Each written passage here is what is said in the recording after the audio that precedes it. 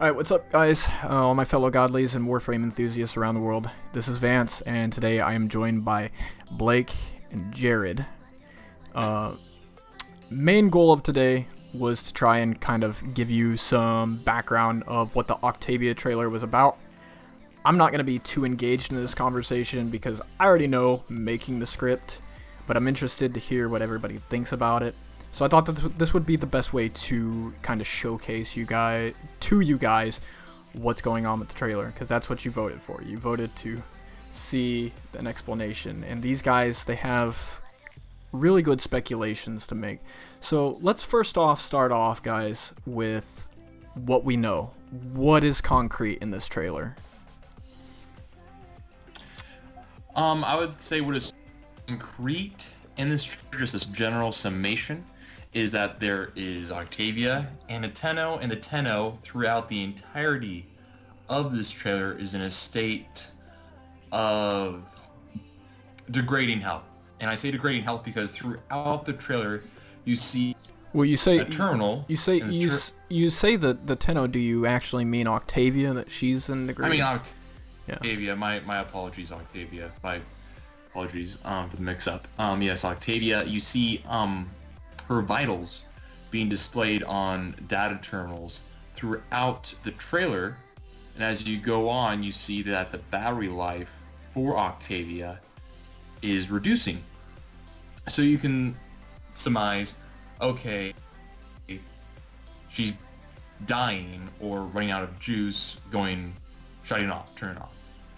And then at the very end you see the Tenno in a state of distress, trying to jumpstart Octavia as if she's a car or a machine of some sort. And then at toward the latter part, 4-minute 20-second area, you see what's supposed to be representation of the disassembly of the Tenno.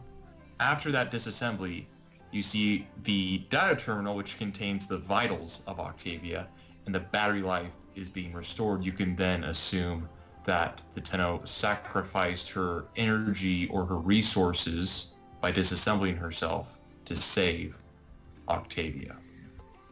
That's what we know. That's what I know based off of the imagery. Okay, and Jared, and is there anything you think you can add, Jared, that he might be missing with this detail? Well, it's definitely important to note that this is an homage to the original Shelter. So elements from the original video are going to be present in this.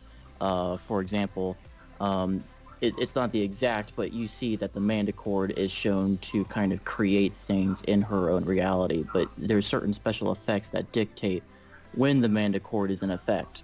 So that's definitely something that's going to be extremely important when trying to figure out what's actually going on here, what's real and what's not, because there's definitely times where you see that she's either out without those effects or times where she is. Example, she's out in space flying, and that's definitely realistic, but then there's times where you see like her sitting there with like all these toned, like light bulb looking effects kind of rippling through, and that's just things that she created in her mind. So definitely going to have to keep that in mind whenever we're analyzing this bit by bit here. Other than that, I think he's nailed a lot of the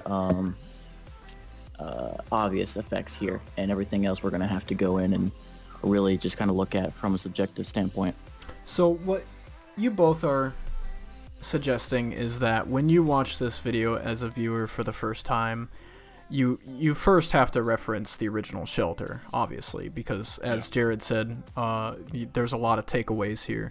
You know, there's very reoccurring things here, and I can say, as the creator of the trailer, that was my exact intention, is that we were attempting to recreate the story of Shelter, but in a different way.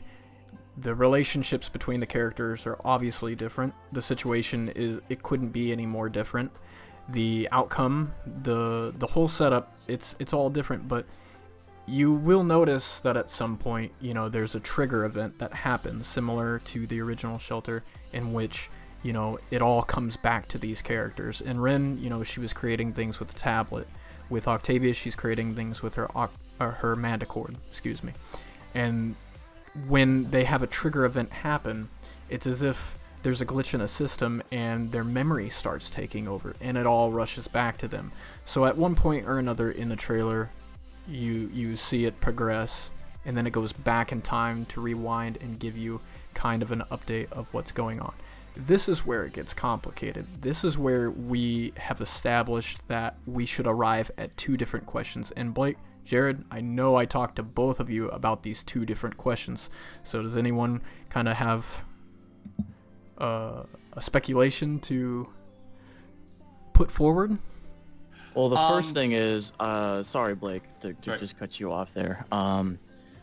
When you're noticing a lot of these different areas where it's not the Manticore being in control, you don't see anyone else besides her.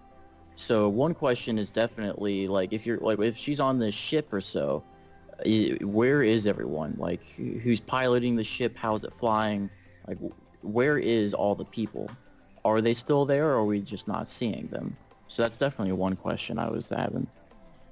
To build on that question, I would say that there is a definite population of 2 on the ship at the time, but you later see throughout the flashbacks and imagery that's being brought up by the Manticore, I assume, you do see a holographic image being portrayed of people talking with each other in a location, and you can see Octavia looking at this projection of people conversing with each other, and it's safe to assume that this could be the population that occupied the ship. But that leads to another question: if this is, where are they now? See what I mean? Does lead to a very good question. I mean, I think that it proposes the question, is this the Manticore, or is this maybe a surveillance system? You know, maybe it was the onboard camera that was spectating them. That was my initial theory, because the projectile, or the sorry to cut you off there, but the effects that are on there are not reminiscent of the Manticore, and the fact that there's a black background is more reminiscent of someone in a dark room trying to watch a tape, especially with the way that it's set up, rather than a whole new world being created from the Manticore, because she always seems to add something to something that already existed with it. It's almost very looks like a wide hollow open projection, like a hollow log, like a ship's log of Yeah. surveillance that's happened on the ship, to insinuate speculation of that manner. And the interesting thing, I think, that supports Jared's theory, you know, not trying to, because I'm going to leave it open to speculation, but I think one thing that may support his theory is the fact that, you know, one thing that I did differently with this trailer versus the original Shelter is that we wanted to convey a world on 2 different planes. We wanted to convey a world in the digital spectrum and a world on the physical spectrum. This is indicated by the disassembly of the Tenno, in which you see her being pulled apart physically, and you also see the digital remnants that Jared had brought up with the whole dots. It's very, you know, it's very specific, it's very meticulous about what it shows you when the Manticore is in effect. So I think that would propose another question for you guys to ask is, this robot is obviously making a sacrifice to save Octavia. And I think the question you could get up to at that point is why? And that's the question I'm going to ask you guys. Well, if she has sacrificed herself to save Octavia, which is indicated throughout the imagery, she's needed for some purpose, whether it be a mission that they could be on in that ship. It could be that she's more important for whatever purpose that they're on, or she is above in terms of, like, importance and relevance. She's a high priority. Current situation. She's a high priority. She's of a higher priority. She's required, necessary, so much that the entire crew could have possibly sacrificed all of their lives to save her. So she's obviously of a high priority and importance to them. And I think, Jared, we had talked about this earlier. I think at some point there we had mentioned, well, why, if she's having an energy issue, could somebody not just plug her in like an iPhone charger? You care to give us any background on that? Honestly, I wasn't really too sure about that myself. The only thing I could think of would be that the Tenno gave her something else besides just like battery power. Like, just because like a battery is being used to show like her life is kind of coming down, it doesn't necessarily mean that she is being charged by just energy like that. So what was most likely given to her is some form of energy that could not have been given to her in a normal means, which is why we had to see the Tenno being taken apart in the first place. It was a transfer of actual life force as far as I could tell. To give an alternative opinion, you build on theory that it could be life force that's being transferred to Octavia, correct? Not a practical means of energy. Right. If that's what you're building on. There could also be the case that she does use a practical means of energy. It's not some sort of life force necessarily. It could be the fact that maybe the ship's systems and resources aren't compatible with Octavia, or the ship has no energy to offer. They could be stranded. Or another one to add to that one, just like Octavia, the ship is another high priority. Yeah. So the ship continuing to go could be also too important to sacrifice its energy. Going back to the beginning of the trailer when Blake and I initially talked about this off recording, he had mentioned the very beginning how she was talking about the world belongs to me. Again, reminiscent to the old trailer, how I basically just ripped the audio from Shelter and put it into this.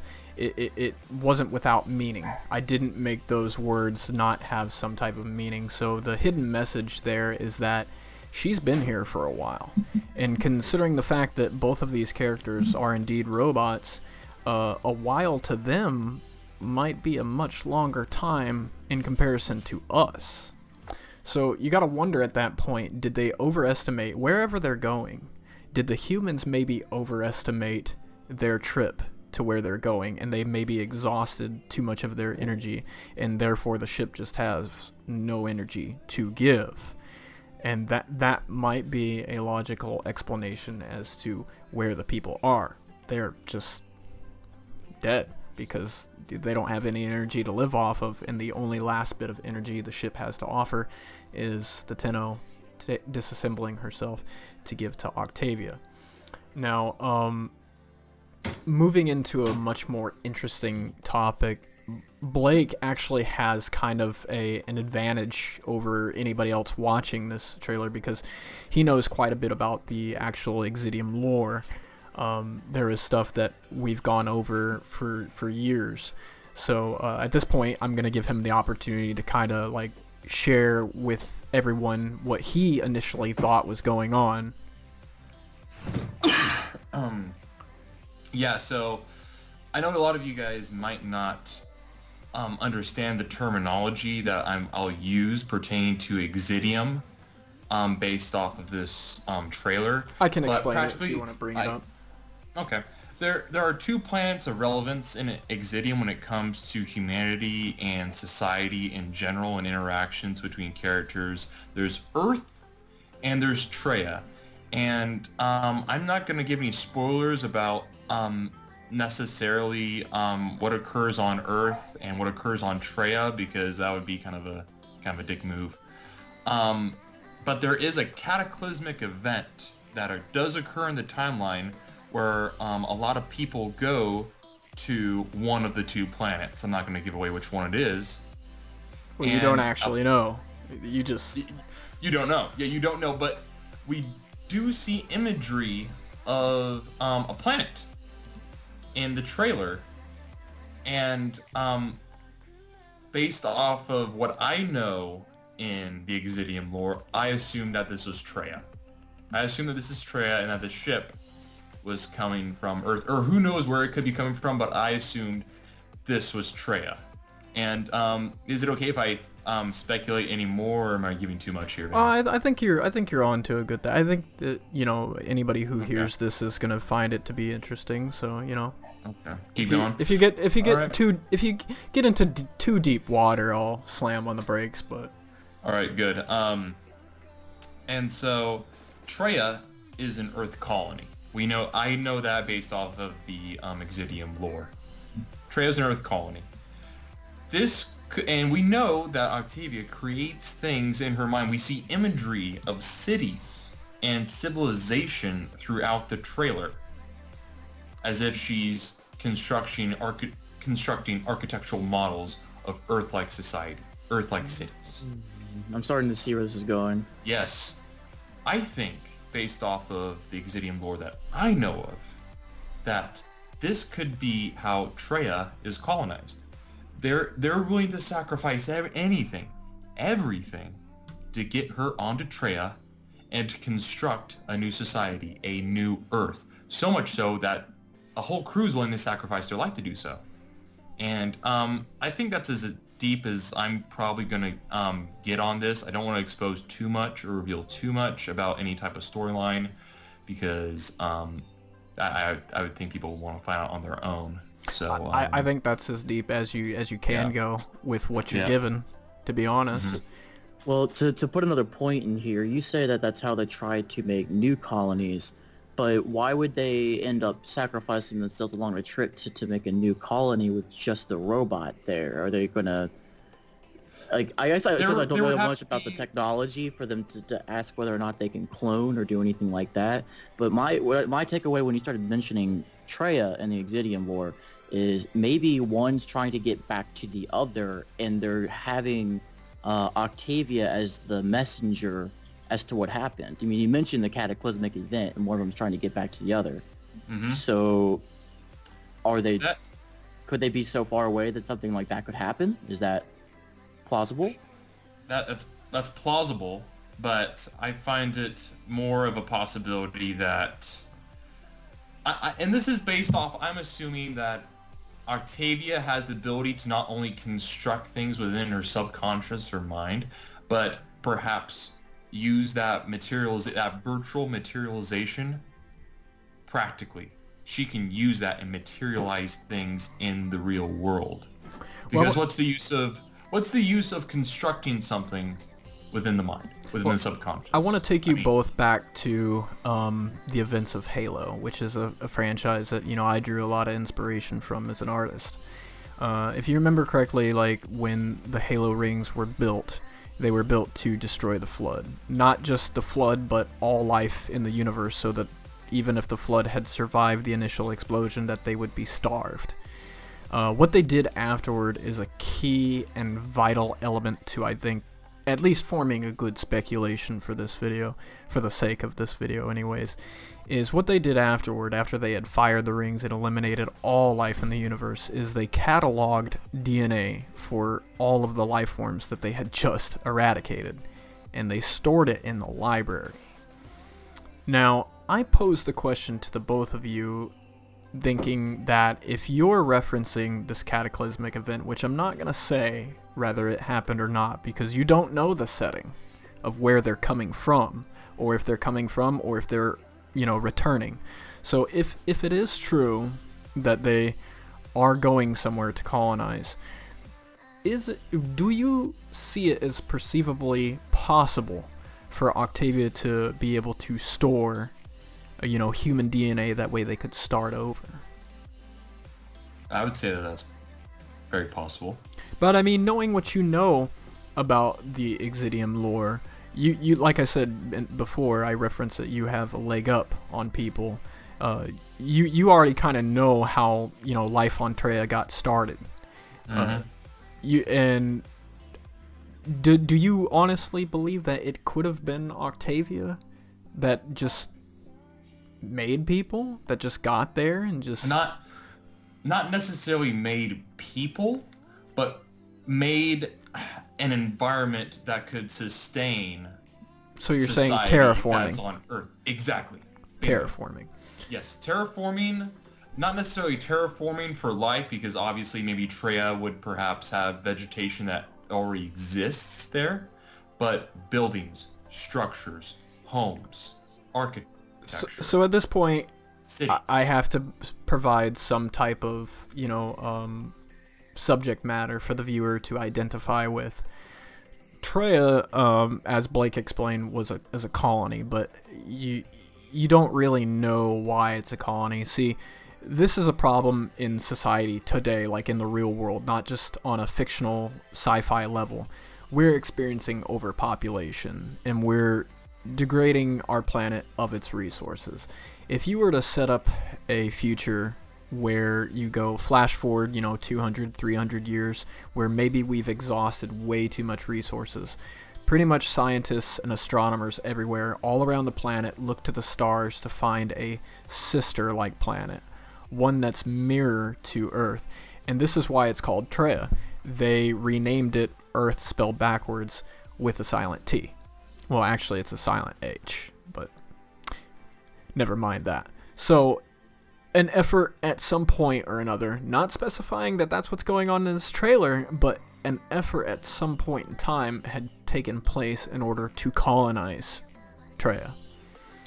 And so this trailer kind of does a little bit of foreshadowing. I'm not going to tell you, because I'm a dick like that. I'm not going to tell you whether or not that's what's actually going on here. But if we shift gears over to the very last frames of the trailer, you notice that it says one new message has appeared. I think that this is important to the next part of this discussion, and I'm going to turn it over to Jared here, because I know that he had a number of theories as to what that message was. And not a single one of them had to do with the Exidium lore. So I'm going to have to slightly alter them in order to kind of bring that into effect here.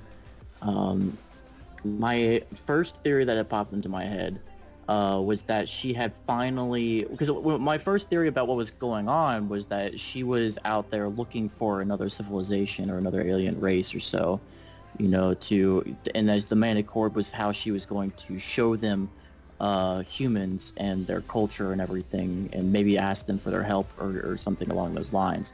And that she had been like putting out waves to try to reach people, and that she had finally got a message back, that she finally like found maybe a distress signal because of the energy that the ship is having, or the lack thereof. So it's that I would assume that the message was somebody had found her, like somebody had found the distress signal that she was putting out there, trying to look for help. And in Exidium case, if since there's like a couple of different events that could have happened here that could have caused people to try to go from one place to another. The very first one, like the Earth, all the resources depleting and they're having to leave the planet. That could be a point in time where she might have ended up finding a place that already had some life, and she was again trying to put out that message, trying to find the life, and that message received is, hey, we're here, and then that's where they could end up going in, closing in on Treya, and she could have done her job there to try to make the planet hospitable for humans or other, or even to just give whatever race is there information enough for them to start another colony of humans there. Then there's of course the cataclysmic event that we know nothing about. Something like that could have happened, and Octavia could have been on a ship looking for a place that it didn't have anything to do with Treya or Earth, trying to go out and find another alien race that wasn't known of. And then that message received could have been, hey, we're here. So that's pretty much my initial thought dealing with the message received. The only other thing I could question here is the fact that in the trailer we do see her come across a cryopod with some sort of Tenno inside of it, and that's when she started to get these memories, the flashbacks. And I'm not sure if that has anything to do with the message received, that maybe she was able to actually get the Tenno in that cryopod to revive or not. Would you say that maybe the one who is disassembled maybe set up that message in advance for her to read after she had gotten out of the pod? Or does that seem like an easy way out? Does that seem like... I mean, it could, but that would kind of depend on what the mission was. Why she would have a reason to not give Octavia full information of her mission before the end of it, or before reaching that point. Jumping back to the topic of the people being on board, you know that these two are robots. It's very obvious throughout, or it should be obvious. But one thing to note about these robots is that they're acting surprisingly human. You know, Octavia talks about being lonely, and then you see another clip of them dancing. I think that, you know, having made the trailer, I think that, you know, trying to represent what I was going for, what I was shooting for, that these... It's a testament to how far technology has come.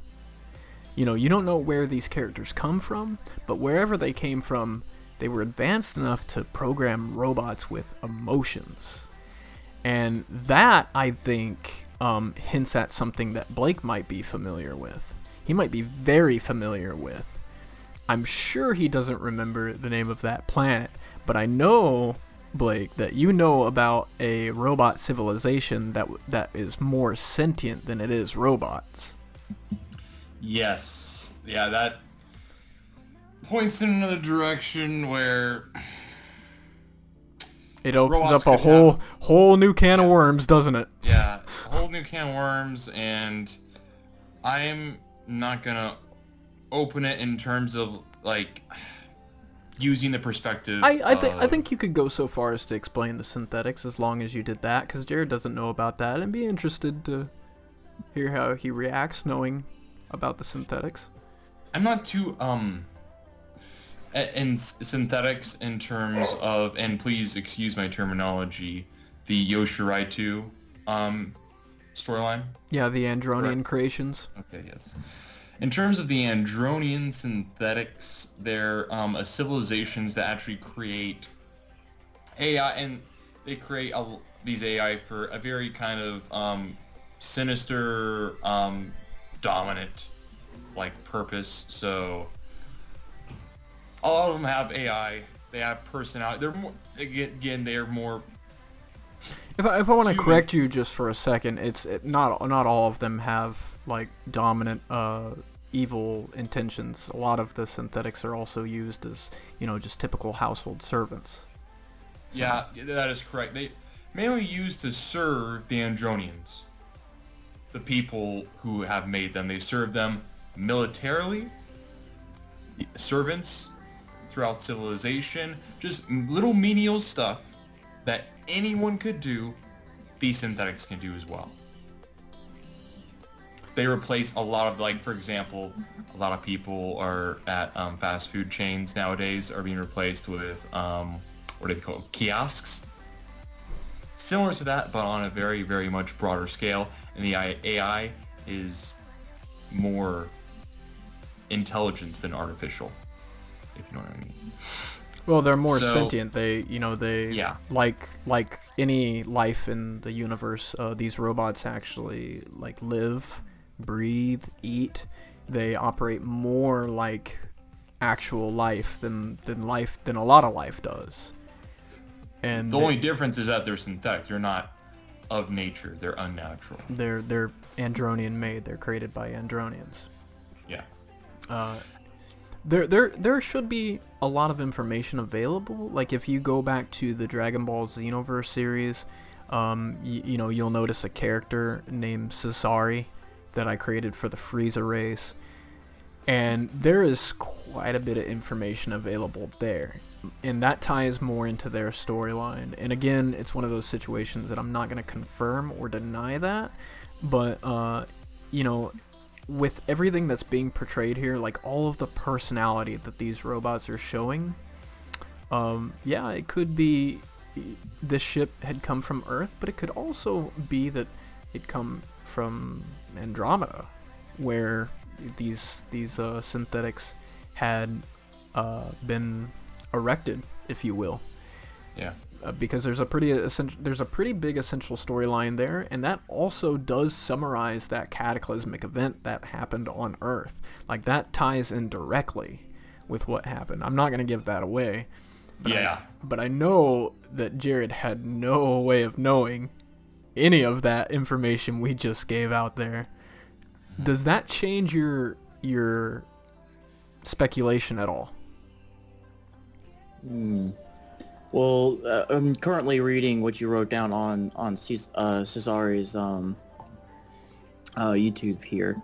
So you're mentioning the patronage one day decided to euthanize Earth, resulting in a civil war among their people. Like I said, this opens up a whole new can of worms. Yeah. So, like, the messages or the notification that we see at the end, it could be saying, hey, you've arrived at whatever destination you want to arrive at, you've received help, or based off this speculation that we came to, it could be a message from Andromeda, if these are Andronians. You mean if these are synthetics, the robots? Yes, I'm sorry, not Andronians. I'm sorry. It could be a message from Andronians to these synthetics regarding whatever it is their mission is. Well, you could be right about the ship being Andronians as well. You know, that's not out the window, because let's face it, the holograms that were shown, they weren't very detailed. No, but they were of a humanoid form that looked like they could be non-synthetic. I don't think there's enough to go off of there. I mean, no, but the possibility. Completely... I'm not saying that. Yeah, like it may not be. I'm just saying it's possible. Let's look at Cesari's artwork. You know, you can see that the Andronians are very humanoid. So, I mean, I feel like there could be something from there. It could actually be from this event known as the Orbis event that I'm quoting from the video.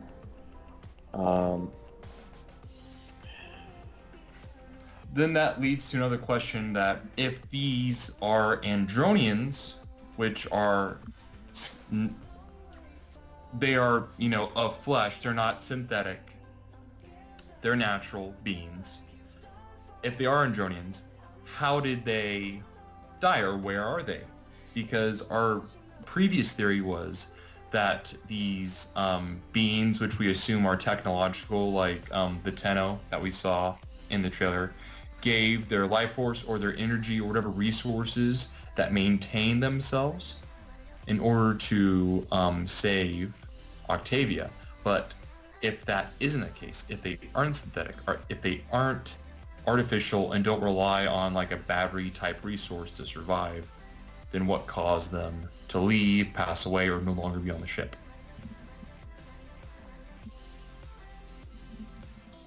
There's some very good speculations there. I know that I know that this is just rebounding in Jared's head, but if I were to provide anything to this, you know, I would say that theory is a little bit out the window. Yeah, why? It's because very circumstantial. Like, if this instance and this instance and this instance and this instance occurred, then that leads to a question, and it's kind of improbable. Well, I'm not going to deny it, because like I said, when we were making the script with this, we purposely made it with some plot holes so that you could make this type of speculation.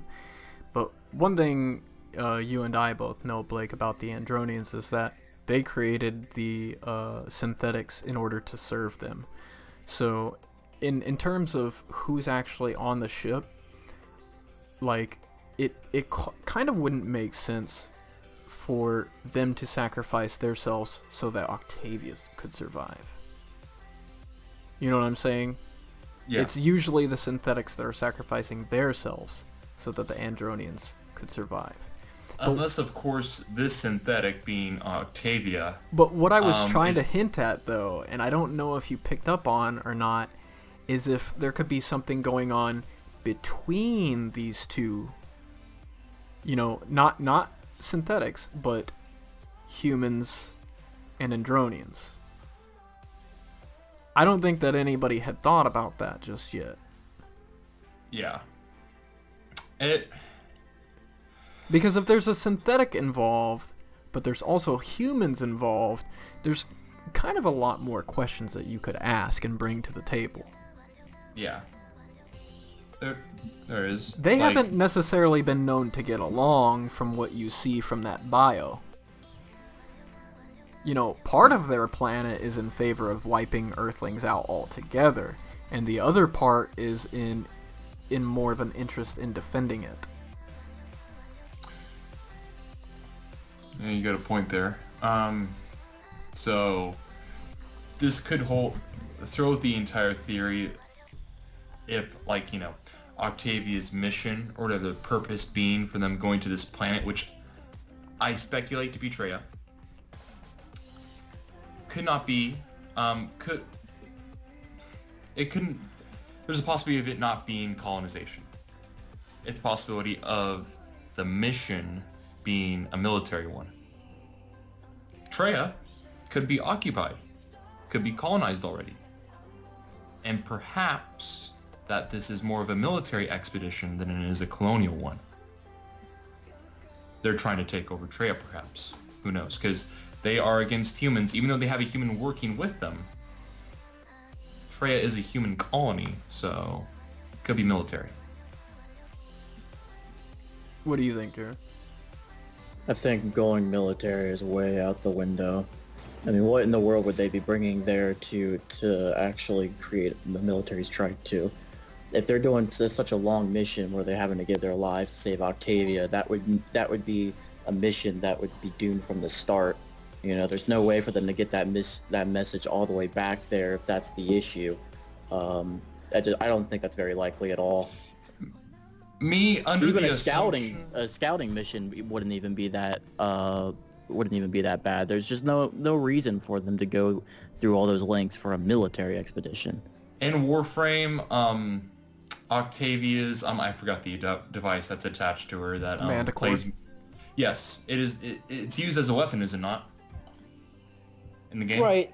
But this is, in this sense, being used just for creation of objects, and you can see that with the way that it works and the fact that it's being an homage to Shelter.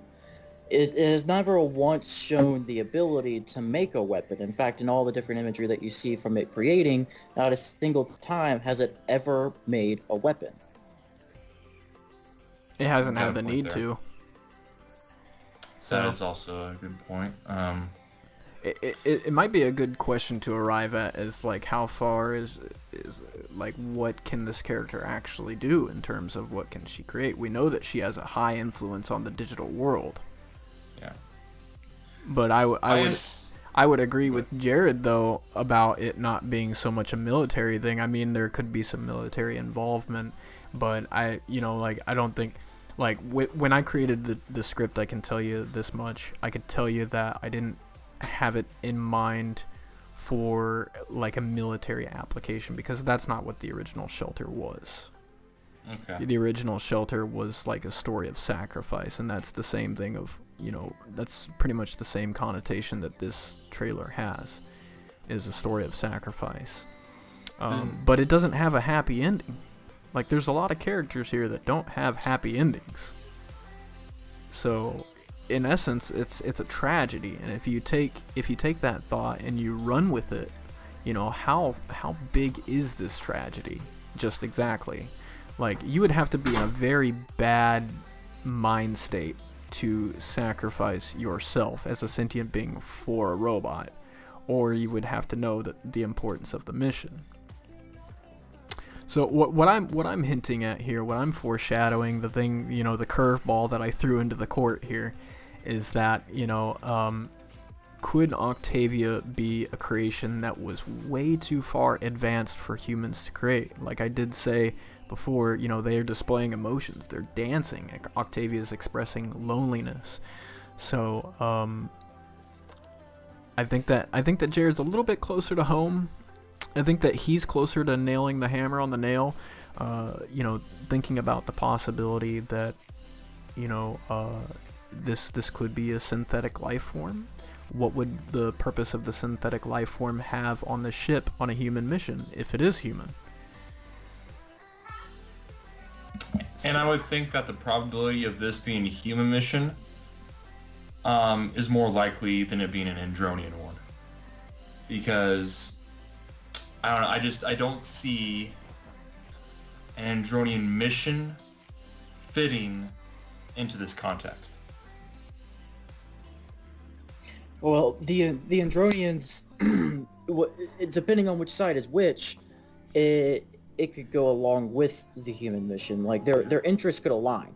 So if you have the ones that are trying to make the civilization of humanity blossom, they could be providing their technology to humans in the event, like say from Earth, so that they can actually go and try to find either Treya or try to find a place that may become Treya. Find a safe haven. Right. That's a good theory. But what kind of resources would they require? Because I'm not too familiar on the whole the faction that is against the Andronian government to exterminate the humans. Basically, I'm not too aware if like they have the resources necessary to get a ship to Treya to ship over a weapon or information or something to help their fight against the Andronians. They obviously had enough technology to produce the Orbis armor. Yeah. Yes, but that's, I mean, I don't know if it's equivalent to the ship or the spacecraft that they're flying. Well, I think that it's a proper time or a proper point in the video to actually describe the Orbis armor. I mean, I don't think that's too much of a giveaway or, you know, a spoiler.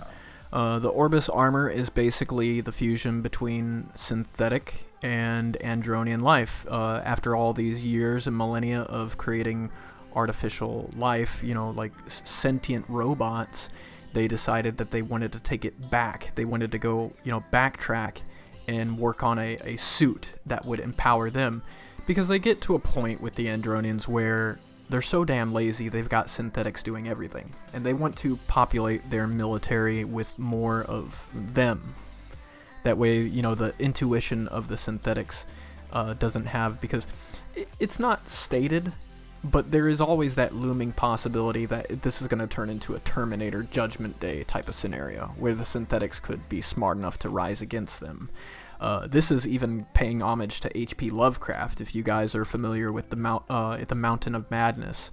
You know, basically the Elder Things created the Shoggoths to build their cities for them, and this is kind of a direct reference to that.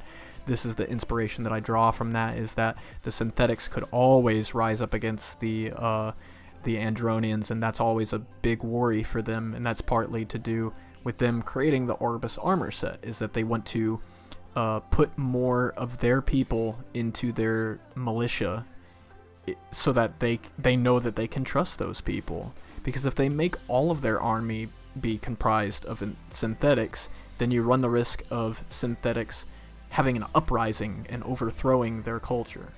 And they, under no circumstances, would want that to happen. So they make the Orbis armor set, which is a joined effort. It's a artificial armor that connects to their nervous system. And basically what this does is allow for full communication in real time in a matter of seconds. Just thinking about what you want to do. It allows the synthetic brain, the computer, if you will, to communicate with the Andronian mind very, very quickly. Similar to the relationship of Master Chief and Cortana in the Halo series. You know, it's two entities working together. The Orbis armor set is a living armor. It attaches to its host, which is Andronian, and it draws out their strengths, even works to protect them in battle. So this is an armor set that both Yoshiraitu and Sasori had basically stole from their government in order to fight a civil war. They were in favor of human civilization, whereas their biggest heads in the government wanted to eradicate Earth. I can't say why. I would love to, But they definitely want to get rid of life on Earth because they want to do something with Earth. And that's the part that I can't really give away. I can't talk too much about. But I think that it would probably change the way your guys' theories stand if you thought about it for a while. If you thought about the potential applications that the Andronians might have with this. I think that you could establish, I think you could go back to the old question that we asked earlier, where that message comes from at the very end. Did you ever think that it might be an update for the mission? Yes. It could very well be, and that's what I kind of insinuated when I stated that the message could have came from the Andronians, updating them on their mission status, like, okay, plan B needs to be executed, or this portion, or this objective needs to be completed within your mission, an update. It could be that. It could be, again, that they arrived at their destination. It could be a multitude of things, but yeah, insinuating that the message pertaining to that theory could insinuate that the message came from the Andronians. Updating them on the mission. And what do you think, Jared? Finding out all the information you just found out.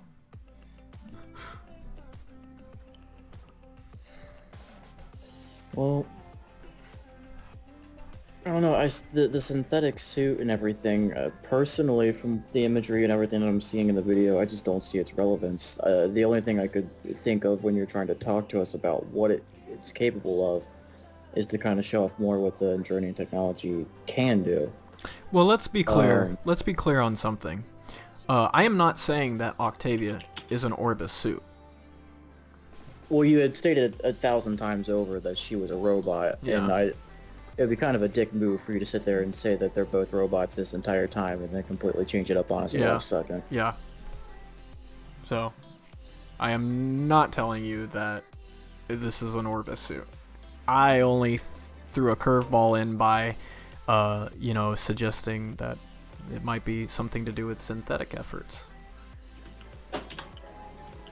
Yeah. Could very well be. Yeah, I can't think of much else what the message could... Man, it could contain just about anything, but... Blake's drawing a blank here, Jared. You need to help him out. Yeah, oh my god. Well, this is where his knowledge ends. Just about, yeah. That's where I've just about exhausted all my resources pertaining to Exidium on this subject matter. Well, again, I guess we'd have to ask the question of where they came from, like where this ship came from exactly. Did this ship come from Andromeda? Did it come from Earth, or did it come from Treya? Or which one? Please note that to the audience, not Andromeda the galaxy, Andromeda the planet of the Andronians. Correct, Vance? Yes. Okay, because a lot of people might...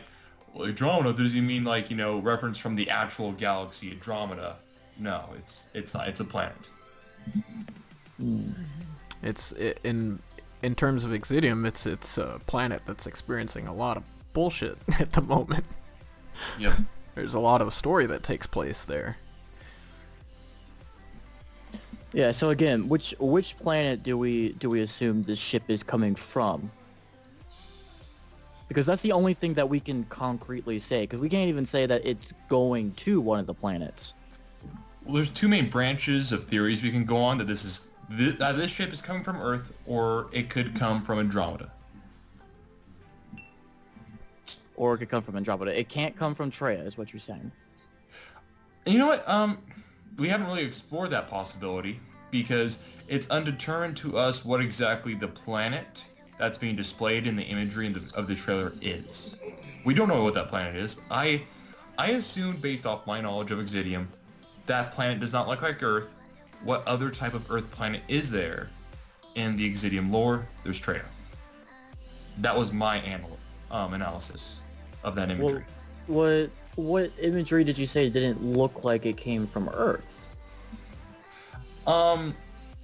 you see a zoomed out image of the planet throughout the trailer. I could probably look it up right now.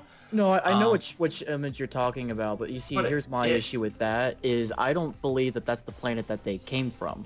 That's just the planet that they passed by. That very well. There's no explicit imagery of the ship passing by the planet, if I recall. Yep, right here, There is? minute 38 seconds, you see her looking out the ship window and passing by a planet. I'll have to look that up. Yeah, I could have swore it could be they're just passing that planet. I know they passed by a gas giant in the trailer, but yeah, that's the one there. And then we see this kind of zoom out thing of another planet here at 252. And you see, I don't understand where you think that that doesn't look like Earth, because you can very clearly see at the exact frozen moment of 252 a continent that looks pretty much exactly like Africa. 252. Let me see. Blake, I think, off recording, you actually came up with, very good speculation about, how she was creating cities with the Manticord. And, and Jared, the image that you're referencing off of 252, that's what I'm talking about. I'm not talking about the image that you saw at the 1 minute and the gas giant. That's not what I'm referencing. I'm referencing this planet. And based off of the landmass that I see on this planet, this doesn't look like an Earth type of landmass. But you see, I see Africa right there. Like that is exactly. It's kind of too dark to tell. No, it's right there. You can see the landmass kind of. You can trace it. It's literally the same exact shape. From there, the way that it actually connects to the landmass above it is the exact way that Africa connects up. So, I mean, it doesn't really exactly connect. You can see the water there, but. There's a lot of distortion with a cloud mass. You can't make that out for sure. And to me, that doesn't look like it. It's a little too dark to tell, and I see some water mass. Aside from the point, because this is so interesting to hear you guys go back and forth about. I would state this. Jared's obviously seeing Africa. Blake's not. I'm going to pose that question to both of you that's going to toss you another curveball. How similar is Treya to Earth? I mean, you know a lot of shit about Exidium lore. You are not allowed to do that, you douchebag. You know a lot of stuff about Exidium lore, Blake, but do you really know what the landmasses look like of Treya? I don't exactly know what they look like, but I know that they're going to be different from Earth. They're not going to be carbon copies of what the geographical shape of Africa or South America or North America. I assume that they're going to have major bodies of water. But yeah, and you can't. I mean, what if this is dealing with I could see Jared's idea where he says that looks like Africa because the upper portion of that continent is lighter, almost like a desert, like the Sahara. Well, you can't outline the complete figure of that continent. Hold on there, Killer. I can. Hold on there, Killer. I'm gonna. Okay, since that curveball wasn't big enough to throw you off, let me throw you another one. What if we're dealing with interdimensional travel here, and I'm gonna throw in another inspiration that I used, which was the movie where they went into the wormhole, like they actually traveled to the black hole. Interstellar. Interstellar? Yes. Yeah. What if, like, in between this interdimensional travel, in between this, like, metaphorical wall, it's almost like a mirror, which reflects pretty much the same thing that you see from the other universe, just reversed. What you could be seeing there, and I'm not saying that this is true or false. I'm just like I said, tossing you a curveball. What you could be seeing there is Earth and another Earth, and they call this Earth Treya because it pretty much is Earth by their estimation, by their observation. You forget that in the core storyline for Exidium universe, they pretty much named Treya because it's Earth backwards. Well, I can see that. I can see that correlation, and but here's my thing. All right, sorry, Blake. Oh, But sorry. that is definitely Africa in the shape of Africa, and I've been sitting here I was about to rewatching this clip I've been at quarter rewatching it too. speed I've been at rewatching this it as entire well, time. and you can't make out the entire. I can't I can see make it. out the entirety of that continent, but you are right in assuming that this is a carbon copy of Earth because I do see the Spanish peninsula above what you call Africa. I see that it's an almost exact thing of the Spanish peninsula. Then at 251 on the left-hand side of the globe, you see a continent which looks to be like South America. I can't exactly tell, but where those mountains are, where those mountains are on that continent is an exact match to the Chilean mountains in Chile of South America. So I do think that this is Earth. This is a definite carbon copy of Earth's geography. I am convinced of that now. Ha! But could it be through a mirror? That theory could exist, but yeah. Why would it be through a mirror though? Because interdimensional travel. But why? If you were seeing it in a mirror, you would be seeing it in reverse. Like you would see the continent itself, all the land masses and everything there, being backwards. Right. But and you're seeing it right ways. But she's looking out the window, right?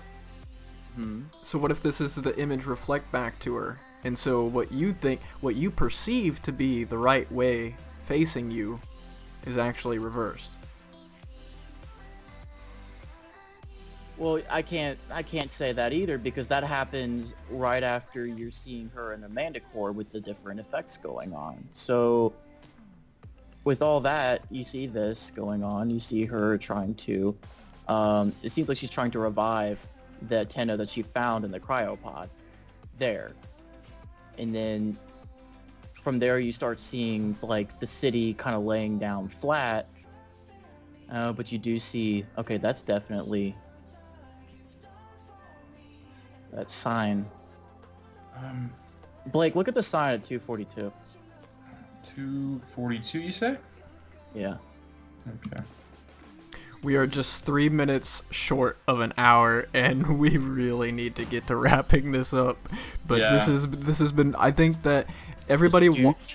I think that everybody watching this has been just mind fucked by the sheer content that 5 minutes and 22 seconds has shown you. I mean, I did really struggle to pack this thing full of juicy Exidium stuff because really that's what I'm building up towards. As you all very well know, God Builds is coming to a close. And the more that, I move away from Warframe, the more I'm going to be moving into actual Exidium storytelling. So it was important to have a video like this. It was important to do a trailer like this to kind of plant the seed and get, everybody thinking. I can honestly tell you that all of this storyline that we've talked about in today's discussion isn't going to be displayed for quite a while because it kind of takes place chronologically later on down the road. But you can look forward to it, and you guys want to provide any type of closing thoughts or any unsaid arguments you want to close? I know a lot of information has been thrown at the audience at once, but if I had to say one thing, just know the generalizations of this trailer don't necessarily focus on one theory that we may have proposed, because that may not be the case. I guess the biggest thing is just you're going to need to keep a lookout for the Exidium lore when it happens, because that's what's really going to show what's going on here. Until we can actually unravel the mystery of Andromeda, Earth, and Shreya, we're probably not going to be able to get any straight one theory for what's going on in this trailer. So definitely be on the lookout for it, and once you do find out stuff going on, we're probably going to need to come back here and actually take a fresh look after we see what happens. Yeah, I definitely advise the audience to revisit this trailer if you watched this video and listened to this podcast. I'd go so far as to say if you're gonna reference that trailer, you might as well reference a lot of other trailers that I've made too, because hint hint, some of those are canon. Some of those Mesa. Anyway. That's a bad cough you got there. Yeah. Jeez. Oh shit. Well, anyway, we're gonna wrap it up because this trailer or this podcast has gone on for an hour. I got my mind on trailers. God damn it, guys. Anyways, so I hope that this has been informative to everybody. So it always helps if you put a like on that video, comment, share, subscribe, do all the things I usually encourage you to do. This has been Jared, Blake, and Vance signing off. Till next time, peace.